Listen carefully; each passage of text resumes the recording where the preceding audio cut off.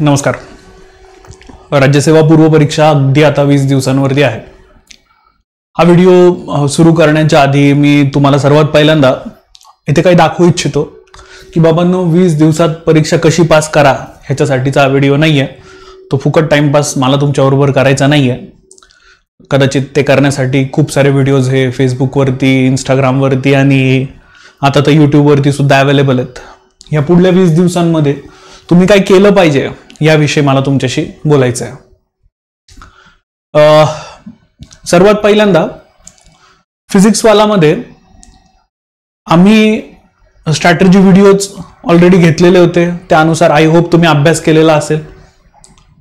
जर मागलं वर्ष 6 महिने तुम्ही व्यवस्थित अभ्यास केलेला असेल तर नो डाऊट तुम्हाला तिथे यश नक्कीच भेटणार आहे. परीक्षा अगदीच व्यवस्थित जाणार आहे. पण जसं आता काल परवा आपली टीम इंडिया जिंकली आणि राहुल द्रविडला एक प्रश्न विचारण्यात आला की सर IPL आणि T20 वर्ल्ड कप ह्याच्यामधले दिवस खूप कमी होते, मग तुम्ही कसं अकोमोडेट केलं? तर राहुल द्रविड सरांनी त्याच्यावरती खूप छान आन्सर दिलेलं आहे. ते म्हणालेत की ही जर्नी काय मागल्या 2 महिन्याची नाहीये, ही जर्नी मागल्या 2 ते 3 वर्षांची आहे. त्यानंतर आम्हाला यश मिळालेलं आहे. सेम ह्या सगळ्या गोष्टी आपल्या अभ्यासामध्ये तसल्या तशा लिंक करणार आहेत. जर तुम्ही वर्ष 6 महिने मागचा अभ्यास केलेला नसेल तर असंही पुढली 20 दिवस तुम्ही किती डोकं आपटलं तर त्यातनं यश मिळण्याची प्रोबॅबिलिटी ही प्रचंड कमी आहे. हो, पण तुम्ही वर्ष 6 महिने जर व्यवस्थित अभ्यास केला असेल आणि पुढली 20 दिवस जे ह्याच्यानंतर मी तुम्हाला पुढे सांगतोय की तो रिव्हिजनचा व्यवस्थित पार्ट, आता मन लागत नाहीये, कॉन्टेंट वाचतोय पण डोक्यात बसत नाहीये, यासाठी काय करू? जर तुम्ही 20 दिवस या गोष्टींसाठी दिलेला असेल तर 100% या व्हिडिओतनं तुम्हाला काहीतरी चांगलं जे ते मी देऊ शकणार आहे. मी सौरभ राजेंद्र सोनवणे, फिजिक्सवालामध्ये तुम्हा सगळ्यांचं स्वागत. बऱ्याच लोकांच्या डोक्यामध्ये पहिले 2-3 प्रश्न येत असेल की नको यार, माझा तर अभ्यास काही झालेला नाहीये, मी काही या अटेम्प्टला जात नाही, मी पुढल्या अटेम्प्टचं काहीतरी बघतो.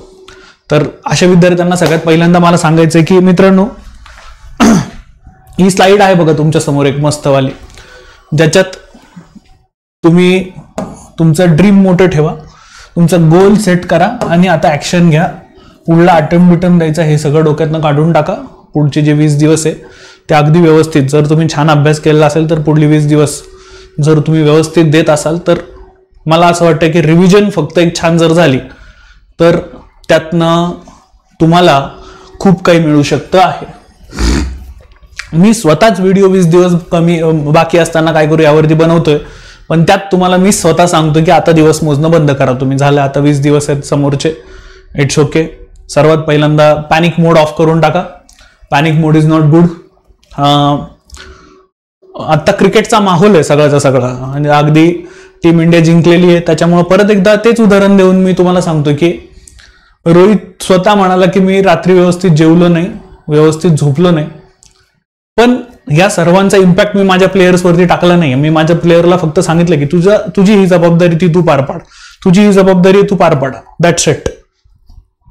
आणि त्यातनं माझ्या टीमला यश मिळालेलं आहे. प्रत्येकाची जबाबदारी त्यांना व्यवस्थित पार पाडली, त्यांना यश मिळालं. सेम पॅनिक मोडला न जाता आपला आत्ता असलेल्या हातातला अभ्यास हा व्यवस्थित करणं ही आपली अगदी व्यवस्थित जबाबदारी आहे. आपल्या पॅनिक मोडला आपण ऑफ करून टाकायला पाहिजे आणि आता आपण ऍक्शन्सकडे वळायला पाहिजे. पुढल्या 20 दिवसांमध्ये मला तुम्हाला सगळ्यांना सांगायचंय की मित्रांनो, कृपया नवीन काहीच वाचू नका. हो, नवीन काहीच वाचू नका. नवीन तुम्ही असंही काही वाचलेलं असेल तर ते परत रिवाइज करायला तुमच्या ब्रेनला वेळ लागणार आहे. सो नवीन काहीच वाचू नका. तुम्ही जे आधी वाचलेलं आहे त्याला दनादन रिव्हिजन करत सुटा. ही रिव्हिजन तुम्हाला खूप जास्त मदत करणार आहे. मी सर्वात शेवटी ते एक सक्सेस मंत्र पण सांगितलेला आहे की I must begin revision, I must begin revision, I must begin revision.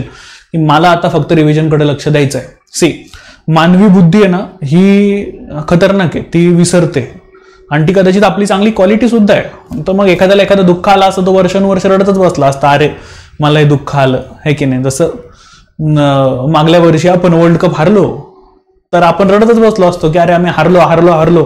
पण त्यातनं बाहेर निघायचंय आणि बाहेर निघून आता काहीतरी नवीन करायचंय हे जाणून घेणं हे खूप जास्त महत्वाचं आहे. सो रिव्हिजन पार्ट जो आहे म्हणजे ज्याच्यावरती मी तुम्हाला उदाहरण देत होतो की मानवी बुद्धी गोष्टी विसरते, तसंच आपण अभ्यास पण विसरतो आणि कदाचित तो खूप लवकर विसरतो. तर आता आपलं काम आहे ते व्यवस्थित लक्षात ठेवणं. तुम्ही सगळ्यांनी तुमचे नोट्स तयार केलेले असतील. काही लोक असतील ज्यांनी पुस्तक वाचत असताना अंडरलाईन केलेलं असेल किंवा पुस्तकावरती लिहून ठेवलेला असेल, तो पार्ट करणं गरजेचं आहे. काही मंडळी अशा असणार आहेत की ज्यांनी मागल्या 1 वर्षामध्ये खूप चांगल्या प्रकारे करंट अफेअर्स प्रिपेअर केलेलं आहे. मग अशा मंडळींना मी म्हणेल की बाबांनो, तुम्ही जे करंट अफेअर्स प्रिपेअर केलेलं आहे आता त्याला रोज 1 तासभर वेळ द्या. 1 तासाभरामध्ये जर तुम्ही 40 ते 50 पानं जरी वाचू शकलीत तर लक्षात घ्या इंटू 20 दिवस आहेत ते इम्पॅक्ट खूप मोठा आहे. तुम्ही खूप सारा चंक कव्हर करू शकणार आहे. आणि याच करंट अफेअर्सला जर तुम्ही सगळ्यांनी तुमच्या सब्जेक्टशी पण लिंक केलं तर त्याचा फायदा तुम्हाला खूप जास्त होईल. उदाहरणार्थ की रिझर्व्ह बँक ऑफ इंडियाने समजा बाबा रे मॉनिटरी पॉलिसी घोषित केली. मग आता हे माझा इकॉनॉमिक्स विषय आहे तर मग मी जर करंट अफेअर्स मध्ये हे वाचतोय तर bank rate, CRR, SLR, repo, reverse repo या कॉन्सेप्ट माझ्या लगेचच्या लगेच त्याच वेळेला तिथेच रिवाइज करून झाल्या पाहिजे. आपण मागे ह्याच्यावरती तसा प्रश्न बघितलेला आहे. आणि सर्वात महत्वाची गोष्ट म्हणजे तुम्ही जर या वेळेचा UPSC 2024चा प्रश्नपत्रिका बघितलेली असेल तर लक्षात घ्या माझा विषय इकॉनॉमिक्स आहे, त्याच्यामुळे मी तुम्हाला सांगू इच्छितो की इकॉनॉमिक्समध्ये सर्वात जास्त प्रश्न हे फायनान्शियल मार्केटवरचे आलेले आहेत. Go and check it out, तुम्हाला कळेल. सो आता त्याच्याकडे लक्ष देणं खूप जास्त गरजेचं आहे की कोणकोणते पार्ट आलेले आहेत. त्या करंटला मी माझ्या गोष्टींना लिंक करेल आणि पुढे जाईल. ओके, यातनं तुमचा अभ्यास जरा अजून छान होऊ शकणार आहे. मित्रांनो, ह्या लोकांपासून दूर राहा. तुम्ही याला ओळखत असाल है की नाही? या लोकांपासून दूर राहा. यांना घाणेरडी सवय असते.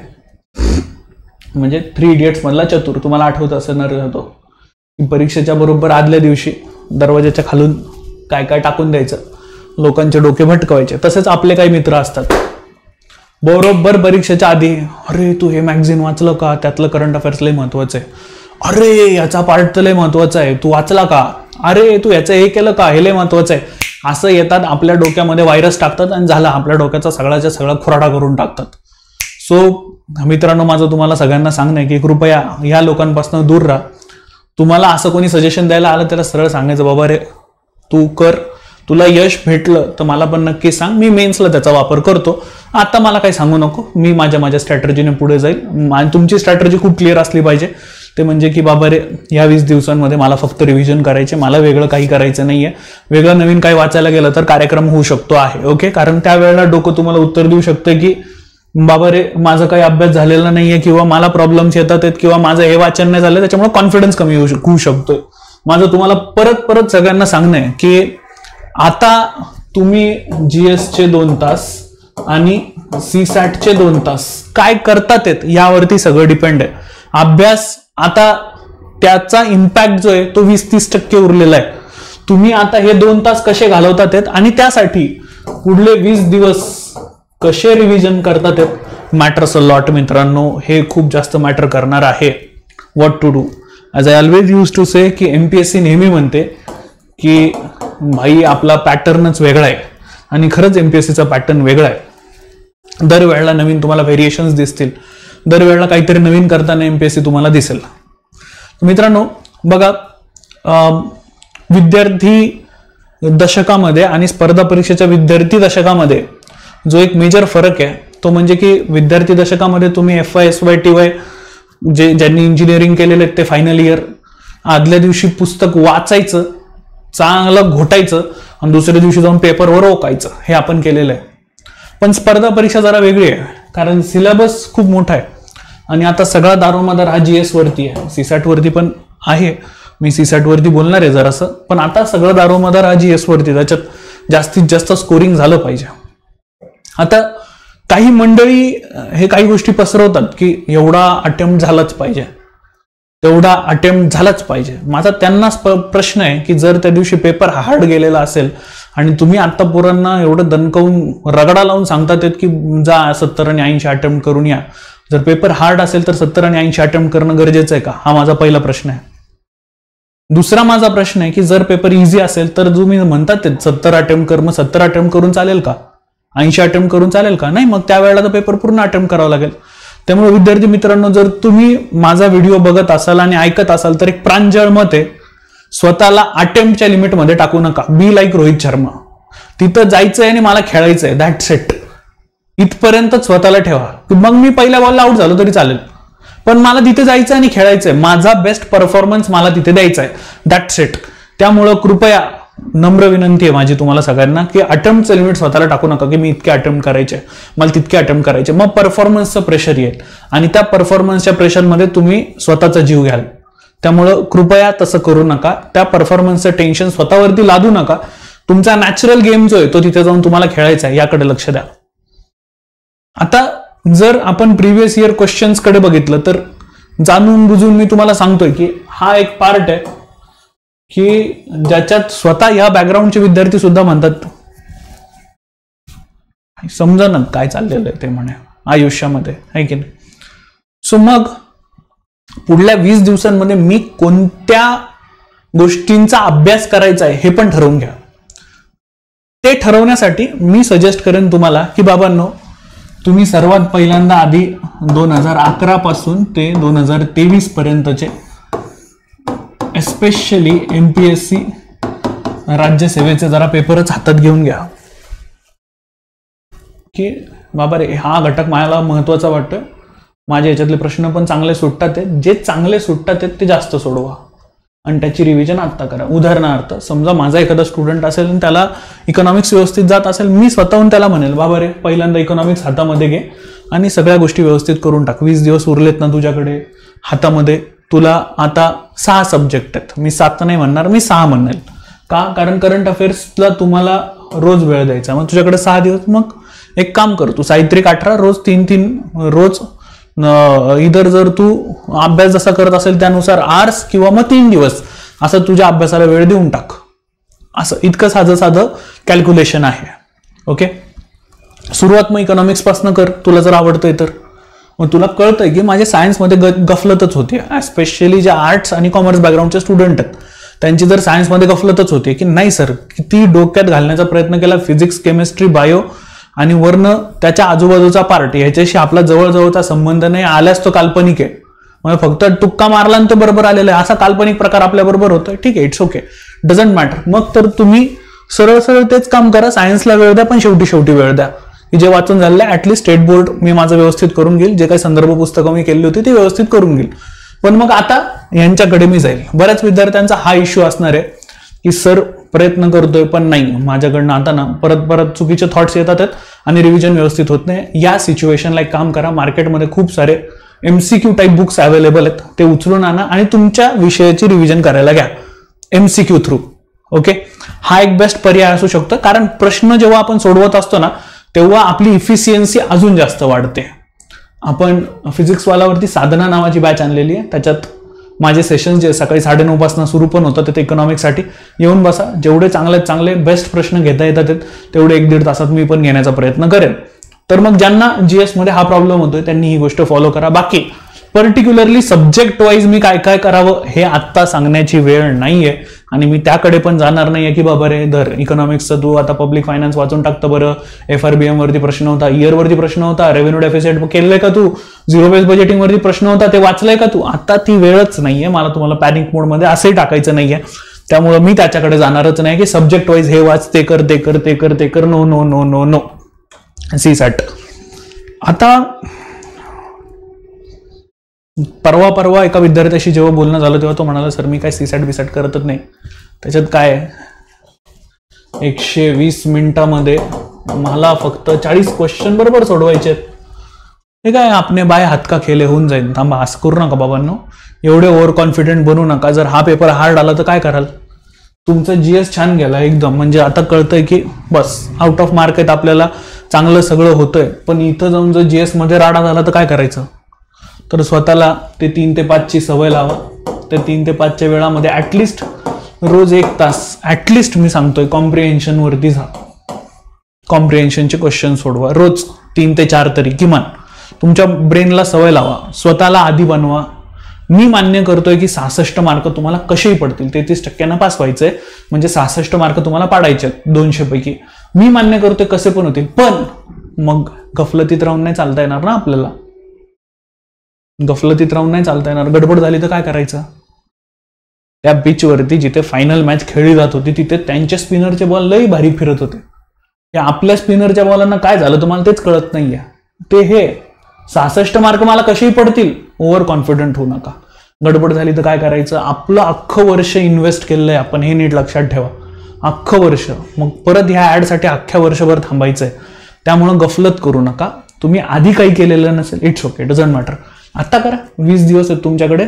मला माझे ते 33 प्रश्न व्यवस्थित सुटले पाहिजे, 40 प्रश्न व्यवस्थित सुटले पाहिजे. सीसॅट मला डोक्याला त्रास नसा, नाही तर तिथं जाऊन असं व्हायचं की अरे सीसॅट हार्ड आला आणि मला सोडताच येत नाहीये, मग अशी पण गफलत नसावी.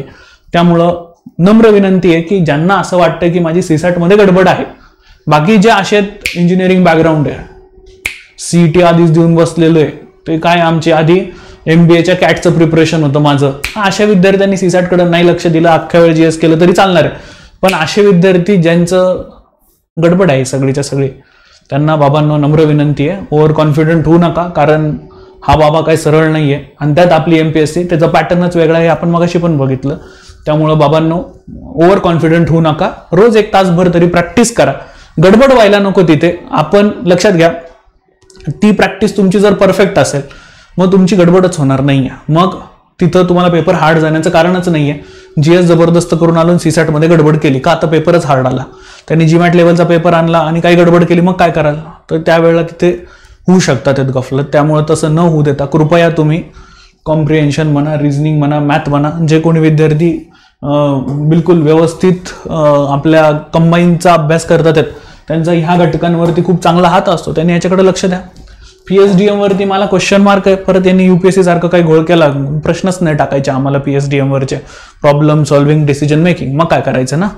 त्यामुळं PSDM वरती क्वेश्चन मार्क आहे. बेटर कॉम्प्रिहेन्शन जिथं तिथं येतंय, तुम्ही त्याला व्यवस्थित हँडल करा. नेक्स्ट, परत एकदा माझं सांगणं की कृपया ह्या वेळांना पाळा. आजपासून 20 दिवस ह्या वेळांना पाळा. माझी एक विद्यार्थिनी आहे, मी त्या विद्यार्थिनीबाबत मी अगदी स्टेटस सुद्धा ठेवलेलं होतं आणि मी आपल्या विद्यार्थ्यांना देखील लेक्चरमध्ये सांगितलेलं होतं. इनफॅक्ट मी तिचा स्क्रीनशॉट हा खूप ठिकाणी शेअर देखील केलेला आहे, तर तो तुम्हाला कदाचित मिळेल देखील. मी त्यात ते उघडायचा प्रयत्न करत होतो, तुम्हाला दाखवायचा प्रयत्न करत होतो. सौरभ नेत्रावलकरचा व्हिडिओ नेमका समोर आला. तिनं ना एका वर्षात 7 पोस्ट काढल्यात, 7 ऑनलाईन एक्झामिनेशन्स सरळ सेवांमधनं.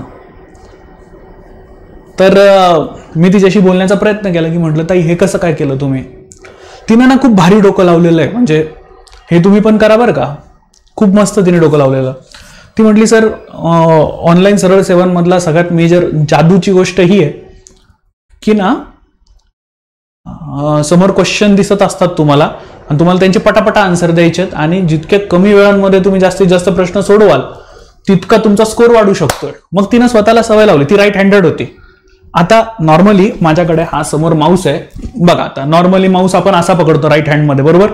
तिनं स्वतःला सवय लावली. तिनं माऊस लेफ्ट हँडने पकडायची स्वतःला सवय लावली आणि ऑपरेट करण्याची सवय लावली. आणि मग राईट हँडने ती कॅल्क्युलेशन करायची, लेफ्ट हँडने ती माऊस पकडायची आणि धनाधन प्रश्न सोडवायचे. कसं आहे, भारी की नाही. विजेते वेगळ्या गोष्टी करत नाहीत, विजेते प्रत्येक गोष्ट वेगळ्या पद्धतीने करतात. आणि तिचा आता राज्यसेवेचा पण अभ्यास आहे आणि मला गॅरंटी की ती एवढं सगळं 1 वर्षामध्ये झालंय तर ती राज्यसेवेच्या पुढे प्रिलिम्स आणि मेन्समध्ये सुद्धा चांगलं काम करेल. तिने कंबाईनची मेन्स सुद्धा या वेळेला दिलेली आहे. तर माझं तुम्हाला ते सांगणं आहे की वेगळ्या पद्धतीत गोष्टींकडे डील करा तुम्ही. तुम्ही जर स्वतःला आत्ता सवय लावाल की बाबा रे नाही, मी सकाळी 9 वाजल्यापासून अगदी व्यवस्थित हॉलमध्ये बसल्यासारखा बसेल आणि 12 वाजेपर्यंत बिलकुल उठणारच नाही, मी माझा अभ्यास चालू ठेवेल 3 तास, किंवा मग असं पुढे अगदी 1 वाजेपर्यंत सुद्धा स्वतःला स्ट्रेच करता आलं तरी चालणार आहे. आणि पुढे परत मग नंतर 2:30 वाजेपासून मी सुरुवात करेन तर मग ते 6 वाजेपर्यंत मी अभ्यासामध्ये स्वतःला ठेवेल, मी गडबड होऊ देणार नाहीये ह्याच्यामध्ये. आता काही विद्यार्थ्यांचे अजून बेसिक प्रॉब्लेम असतात, नाही सर म्हणजे मला टॉयलेटच लागली, मला पाणीच प्यायची इच्छा झाली आणि मग मी तिथून उठून जातोय, लक्षात घ्या तो हातातला वेळ तुमचा जाणार आहे. त्या वेळेला तुम्ही इतके स्थितप्रज्ञ असावेत की बाहेर काही होऊन दे जगामध्ये, मला काही त्याचं घेणं देणंच नाहीये, काहीच घेणं देणं नाहीये. आता आपल्या एका विद्यार्थिनीचा मेजर प्रॉब्लेम झालेला होता आणि शुभ तिचं नाव आहे, मुंबईची आहे ती. लक्षात घ्या काय करावं आणि काय करू नये हे मला तुम्हाला सांगायचं होतं. तिनं काय केलं माहिती का, कंबाईनचा पेपर आणि तिनं हातातलं घड्याळ, बाजूच्या मुलीने आणलेलं नव्हतं घड्याळ, तिनं मध्यभागी ठेवलं. तिला वेळेचं भानच नाही राहिलं. पाऊण तासानंतर तिला कळलं शेवटचे 15 मिनिटं उरलेले गेलं का सगळं. त्यामुळे आता दुसरी गोष्ट लक्षात घेण्याची ह्याच्यामध्ये की ह्याच्यात मला टाइम मॅनेजमेंट जमतंय. 20 दिवस मी जर स्वतःला सवय लावली की मला कळतंय अरे माझं एवढं वाचून झालेलं आहे, झालंच, जिंकलोय मी. 20 दिवस ती स्वतःला सवय लावा आणि 20 दिवस जेव्हा तुम्ही हे करतात एक स्वतःची एक छोटी नोटबुक तयार करा, 10 पानांची, पानं फाडा, स्टेपल करा आणि त्यात लिहून ठेवा की मी काय चुका करतोय, की मी आज बाबा सायन्सचे प्रश्न पहिल्यांदा घेतले, सुटले नाही, माझा कॉन्फिडन्स लॅक झाला आणि मग सगळंच पुढे चुकत चुकत गेलं. मग ऍक्च्युअल परीक्षेत लक्षात ठेवायचं, कानाला काढा, ते सायन्स घ्यायचंच नाही, शेवटी बघू त्याचं काय, दिसले जरी प्रश्न तरी सोडून द्यायचे, मी पुढे जाणार आहे. हा पैकी मला असं दिसलं की माझं पॉलिटी तगडं आहे आणि मी पॉलिटीचे प्रश्न मस्त सोडवले, तर मला कळलं की मी पुढे जाता जाता मला सायन्स सुद्धा आठवत गेला, अरे छान प्रश्न गेले माझे ते. राज्यसेवेमध्ये तुम्हाला वेळ चांगला मिळतो प्रश्न सोडवायला, त्यामुळं इथे टाइम मॅनेजमेंट चांगली होणार आहे जीएसला. तर इथे फक्त तुम्हाला ती सवय लावायची आणि ती लिहून ठेवायचंय की हा पार्ट माझा व्यवस्थित होता, त्याला मी व्यवस्थित करेल, हा पार्ट माझा व्यवस्थित होता, ते मी हे व्यवस्थित करेल. परत एकदा याच्यात रोहित शर्माचं उदाहरण देतो, कारण वर्ल्ड कप फेवर आहे मला, ऑफकोर्स त्याच्यातलंच उदाहरण देणं योग्य आहे. तो परवाच्या इंटरव्ह्यू मध्ये म्हणाला की मला डेटा बघायला आवडतो, जगात काय चाललेलं आहे ते मी पाहत असतो आणि मग त्यावेळेला मला जर एखाद्या प्लेअरला वाटलं की हा डेटा शेअर करायचा तर मी त्याला तो डेटा शेअर करतो की याचा असा असं आहे, व्यवस्थित बघ. सेम बुमराहनं सुद्धा सांगितलं की मी विकेट जो घेतोय, वर्ल्ड बेस्ट बॉलर आहे ना तो म्हणाला की जेव्हा मी विकेट्स घेतोय त्याच्या आधी एक रात्र मी प्रिपरेशन करतो की हा जो बॅट्समन ज्याला मी बॉलिंग करणार आहे त्यानं आधीच्या बॅटिंग्स मध्ये किती चुका केलेल्या आहेत. तो म्हटला की मी त्याच्या 20 ते 30 मॅचेस बघतो. विचार करा, प्रिपरेशन. जर ते एवढे प्रोफेशनल आहेत तर आपल्याला सुद्धा आपल्या सेक्टरमध्ये तेवढंच प्रोफेशनल राहावं लागेल, त्याला दुसरं गत्यंतर नाही आहे दोस्तांनो. सो हे करा सगळ्यांनी, पुढली 20 दिवस तुम्ही नक्की फॉलो करा. बाकी काही एकदम बेसिक गोष्ट आहे की स्वतःला शांत ठेवा. येत्या 15-20 दिवसांमध्ये बऱ्याच वेळेला तुमच्याबरोबर असं होणार आहे की काही चुकीच्या गडबड गोष्टी घडतील, शांत राहा, काही गरज नाही आहे. कशालाच रिॲक्ट करू नका, शांत ठेवा. तुमचा हा पेपर आहे आणि तुम्ही पूर्ण 1 वर्ष या सर्व पेपरच्या अभ्यासामध्ये दिलेला आहे, हे नीट लक्षात ठेवा. स्वतःला शांत ठेवा, स्टेबल ठेवा. नेक्स्ट खूप महत्वाचं आहे ते म्हणजे पॉझिटिव्ह लोकांच्या संपर्कात राहा. जे निगेटिव्ह बोलतात त्यांच्या संपर्कात नका राहू. पेपर असाच असतो, मग ते असंच होईल, मग डेट पुढंच जाईल, मग हे व्हायचं ते होईल ना, तू कशाला टेन्शन घेतोय. आयोगाचं काम आयोगाला करू द्या. आणि असं हे आयोगाचे कामं करणारे जे आयोगाची लोक आहेत त्यांच्याबरोबर राहू नका. आयोगाची लोक म्हणजे हे आहेत आपल्या क्षेत्रामधले, ते त्यांना लय पडलेलं असतं, हे आयोग हेच करणारे, आयोग तेच करणार. तुला काय करायचा अभ्यास कर ना. आपण सिलेक्ट झालो की आयोगात जाऊन काय बदल करायचे ते करू.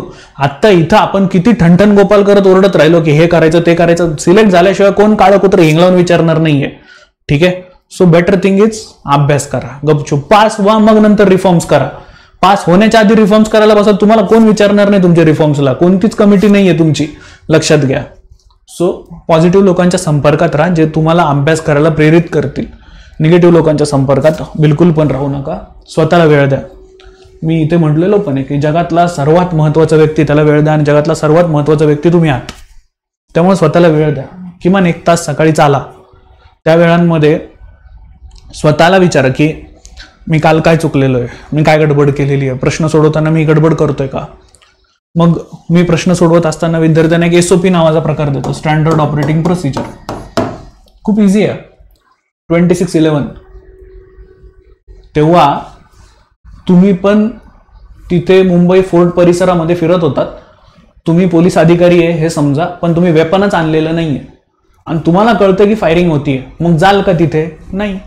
त्यावेळेला एसओपी आहे तिथे ड्रॉ केलेली स्वतःच्या डोक्यानं. माझ्याकडे वेपन नाही आहे, ते AK-47 घेऊन उभे आहेत, मी तिथे गेलो स्वतःचा जीव घालून बसेन. मग त्यावेळेला मी काय वेगळं करू शकतोय का? मी इन्फॉर्मेशन चांगली देऊ शकतो की हे लोक आहेत अशा अशा बाजूने चालले आहेत. मी हेडक्वार्टरला कळवेल की इतकी लोक आहेत, अशी आहेत, काहीतरी करा, मला पण वेपन पोहोचवा, मी पण मग काहीतरी करतो. डायरेक्ट जाऊन त्यांच्या समोर उभे राहू नका, ते AK-47चा बस्ट आहे, मराल तिथं. सेम प्रश्न सोडवताना पण आहे, एसओपी ड्रॉ करा स्वतःची की मी काय चुका करतोय. समजा मी तिथे प्रश्नच व्यवस्थित वाचत नाही, बरोबर चूक लिहूनच ठेवत नाही, मग स्वतःला सांगा चूक आहे ना, मग मी तिथे फुली करून ठेवेन. काही होत नाही तिथे, काय कोणी ओरडत नाही की अरे तू एक आवर काळं केलं आणि गोरं केलं, म्हटलंच कोणी तर ठीक आहे सॉरी नाही करणार असं म्हणायचं आणि पुढे जायचं. ओके, मग ते प्रश्न सोडवत असताना इलिमिनेशनकडे लक्ष द्या की बाबा रे हो हे तर आन्सर येऊ शकतंय, हे आन्सर येऊ शकत नाही, इलिमिनेशनकडे लक्ष द्या. अशी स्वतःची छोटीशी एसओपी ड्रॉ करा. ती स्वतःला सांगा की याच्यात मी हा बदल करू का, याच्यात मी हा बदल करू का, मी हे करू का, मी ते करू का, हे स्वतःला सांगा. नेक्स्ट की आता एक खूप महत्वाचं की बाहेरच्या जगातली इंजेक्शन घेणं बंद करा. मी हे केलं तर माझा चांगला अभ्यास होतो, मी ते केलं तर माझा चांगला अभ्यास होतो. जर हे आणि ते केल्यानं चांगला अभ्यास होत असेल तर करा, पण हे आणि ते करण्याच्या नादात जर वेळ जात असेल तर त्याच्याकडे जाऊ नका. आता अभ्यास होणं महत्वाचं नाही, आता रिव्हिजन होणं महत्वाचं आहे, हे नीट लक्षात घ्या. परत परत स्वतःला सांगा की मला आता रिव्हिजन कंप्लीट करायची, मला आता रिव्हिजन कंप्लीट, तो विषय माझा कंप्लीट होणं महत्वाचं आहे. मी आधी वाचून झालेलं आहे पण मला आता रिव्हिजन करणं गरजेचं आहे, कारण ब्रेन आहे ते विसरणार आहे. ऑफकोर्स ती क्वालिटी आपल्या ब्रेनची, तर जो मी तो विसरलेली गोष्ट आहे ती आता परत एकदा रिवाइज करणार आहे. आणि एक फायनली मी सगळ्यांना सांगेल, जो सगळ्यात महत्वाचा सक्सेस मंत्र आहे तो म्हणजे I must begin revision, I must begin revision, I must begin revision. आत्ता मित्रांनो तुम्हाला रिव्हिजनच वाचवू शकते आहे. मला तुमच्या सगळ्यांवरती कॉन्फिडन्स आहे, तुमचा अभ्यास झालेला आहे, 100% तुमचा अभ्यास झालेला आहे, मी सांगतोय तुम्हाला. पण त्या वेळेला तो अभ्यास आठवण्यासाठी तुम्हाला आत्ता रिव्हिजन करणं गरजेचं आहे. आणि आज आय सेड की 6 सब्जेक्ट आहेत, करंट अफेअर्स तुम्ही रोज करणार आहेत, 3 दिवस तुमच्याकडे प्रत्येक सब्जेक्टला आहे. 3 दिवसांमध्ये अगदी व्यवस्थित तुमची रिव्हिजन होऊ शकते. धनाधन फक्त कव्हर करण्याचा प्रयत्न करा. नक्कीच यामध्ये बऱ्याच लोकांना माझे विचार पटलेले नसणार आहेत की नाही सर इथं तुम्ही चुकीचं सांगतात, नाही सर इथं तुम्ही, आता ते व्यक्ती सापेक्ष आहे. कदाचित काही लोकांना वाटणार नाही अरे हे तर बरोबर आहे, हे तर आपल्याला बरोबर सांगितलं सरांनी की अरे येऊन आपल्याला लोक सांगतात हे पुस्तक वाच, ते पुस्तक सांगा, आणि आपण स्वतःची गडबड करून घेतो. तर मग अशा वेळेला काहींना माझं मत पटणार आहेत, काहींना माझी मतं नाही पटणार आहेत. परत एकदा मी माझ्या सांगितलेल्या पॉईंटकडे येतो की बाबा रे मग मला जे वाटतंय ते मी करणार आहे, दॅट्स इट. आणि मी स्वतःला तिथे प्रूव्ह करणार आहे. ॲट द एंड दोस्तांनो एक छोटी गोष्ट सांगेन आणि इथे मी थांबेन की तो गुलाल पडण्याचा जो दिवस आहे ना तो मला आणायचा आहे. आणि तो गुलाल माझ्या अंगावरती इतर लोक टाकतात आहेत, हा दिवस मला आणायचा आहे आणि यासाठी मला अभ्यास करायचा आहे. हे स्वतःला सांगा आणि आता 12, 14, 16 तास व्यवस्थित अभ्यासात द्या. छानपैकी प्रिपरेशन करा. देव त्यांनाच मदत करतो जे खरंच त्या डेंजर परिस्थितीमध्ये स्वतःला सांभाळतात आणि कष्ट करतात. देव अशा लोकांना बिलकुल मदत करत नाही की जे पळतात, जे चुकीच्या मार्गाला जातात. देव अशांना कधीच मदत करत नाही. देव अशांनाच मदत करतो की जे स्वतःवरती विश्वास ठेवतात आहेत, मेहनत करतात आहेत, त्या परिस्थितीला लावून धरतात आहेत आणि मग त्यांना त्यांचा मार्ग अचीव करण्यामध्ये देव 1% मदत करतोय. 99% हा सगळं तुम्हीच आहे, तर 1% देव मदत करतोय तुम्हाला. खूप साऱ्या शुभेच्छा तुम्हाला. खूप सारा अभ्यास करा आणि आम्ही देखील PWच्या माध्यमातून तुम्हाला जास्तीत जास्त चांगल्या गोष्टी प्रोव्हाइड करण्याचा या 20 दिवसात प्रयत्न करू. माझे स्वतःचेच साधना बॅचमध्ये आता सेशन सुरू होतात आहेत. रोज मी देखील जास्तीत जास्त तुमचे PYQ आणि MCQ दोन्ही घेण्याचा प्रयत्न करेन. चला भेटूयात. Thank you so much. जय हिंद, जय महाराष्ट्र.